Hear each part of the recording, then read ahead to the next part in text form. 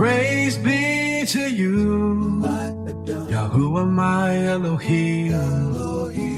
Praise be to your Son, Yahushua my Messiah. I come at your feet in the name of your Son. Thank you for the knowledge you pour unto me, and thank you for breaking all the shackle that was bound on my face.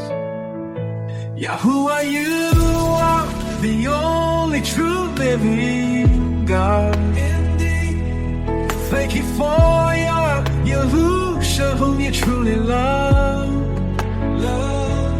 You are Elohim, the Elohim of the Yahudim. Shalom, family. Welcome back to The Remnant Awakens.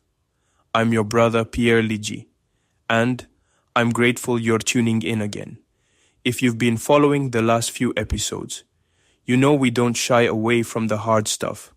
We dig deep, we challenge tradition, and we try to get back to the roots, the real roots.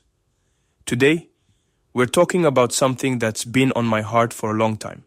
It's one of those things that, honestly, most people just overlook, or, I don't know, they just accept what they've been told. But we're not doing that here. We're talking about the Shabbat, the Sabbath, the eternal sign they tried to erase. So, let's get into it. Alright, so, what is the Shabbat? Let's go back to the beginning. I mean, literally, the beginning, Genesis. You know, after Yahuwah created the heavens and the earth, he rested on the seventh day. Not because he was tired, but to set an example, to set apart that day. It's like he blessed it, made it holy. And I always think about this. If the Most High himself set aside a day, who are we to say it doesn't matter anymore? I mean, that's wild, right? The Shabbat isn't just a Jewish thing, or, some old law. It's a creation thing. It's for all mankind. It's a gift, a sign, a rhythm. And honestly, it's something the world has tried to bury, but it's still there, waiting for us to rediscover it. So, why is Shabbat important? I mean, why does it even matter? Let's look at Exodus chapter 31, verse 13. Yahuwah says, "My Sabbaths you shall keep, for it is a sign between me and you throughout your generations, that you may know that I am Yahuwah who sanctifies you." Did you catch that? It's a sign, not just a suggestion, not just a tradition. It's a sign between the Creator and His people. It's like a wedding ring, It marks the covenant. And, as we talked about in previous episodes, the covenant is everything. Without it, we're just playing religion. The Shabbat is how we show we belong to Him, that we're set apart. And honestly, it's one of the main things that separates the remnant from the world. It's not about legalism.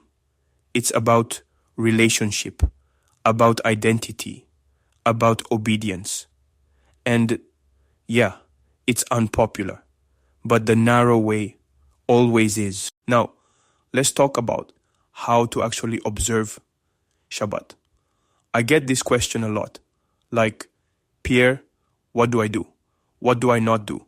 And look, I'm not here to give you a list of rules like some kind of Pharisee, but Scripture does give us some clear instructions.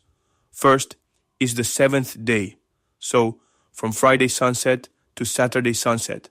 That's the biblical day, not Sunday. We rest from our work, we set aside our own business, and we focus on Yahuwah. It's a day for worship, for family, for reflection.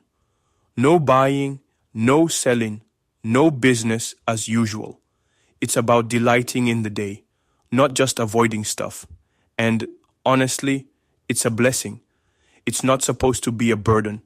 I mean, sometimes I mess up, sometimes I forget, but the point is to honor, the day, to remember the covenant. And as we talked about in the Torah episode, it's about the heart, not just the letter. Here's where it gets real. Who changed the Shabbat? Because, let's be honest, most of the world keeps Sunday, not the seventh day. So, what happened? Well, if you look at history, it wasn't Yahuwah who changed it. It wasn't Yahusha. It was men, religious leaders, emperors, councils, the Roman Church, Constantine, all that. They shifted the day to Sunday to separate from the Yehudim, to blend in with pagan customs. And over time, people just accepted it. But as we've seen in previous episodes, tradition doesn't override scripture. The enemy wants to erase the sign, to break the covenant, to make us forget who we are. But the remnant remembers. We come out of Babylon, we return to the ancient paths. And yeah, it's uncomfortable. People might call you legalistic or weird, but honestly, I'd rather be set apart than lost in the crowd. Now, this might surprise you, but we will keep the Shabbat in the kingdom to come. I know some folks say, oh, that's Old Testament, that's done away with. But if you read the prophets, like Isaiah 66, it says that from one Shabbat to another, all flesh will come to worship before Yahuwah. That's future. That's the new earth. So, if we're gonna keep it in the kingdom, why not start now? Why wait? The Shabbat is eternal. It's not just for a season. It's part of the restoration, part of the gathering of the remnant. And honestly, it's a taste of what's coming. A day of peace, of rest, of being in the presence of the Most High. I mean, who wouldn't want that?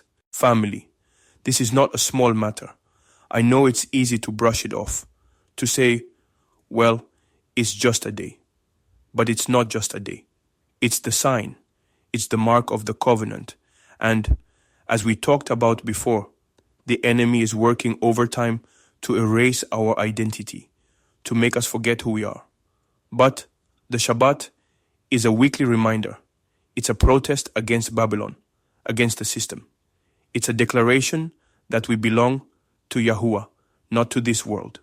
So, I'm urging you, don't take this lightly. Study it for yourself, pray about it.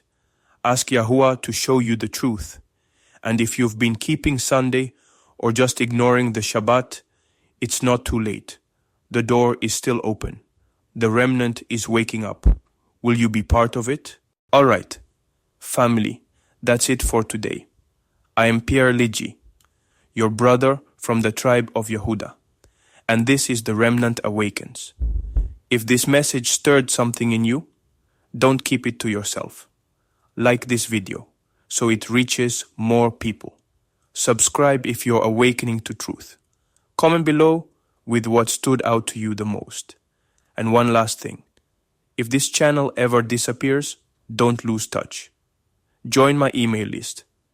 The link is in the video description and on my channel homepage. So I can keep sending you truth no matter what happens. Until next time, Shalom.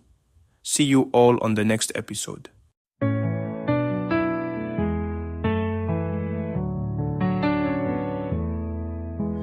Praise be to you, Yahuwah my Elohim. Praise be to your Son, Yahushua my Messiah. I come at your feet in the name of your Son. Thank you for the knowledge you pour onto me, and thank you for breaking all the shackle that was bound on my face. Yahuwah, you are the only true living God. Thank you for your Yahusha, whom you truly love. the Elohim of the Al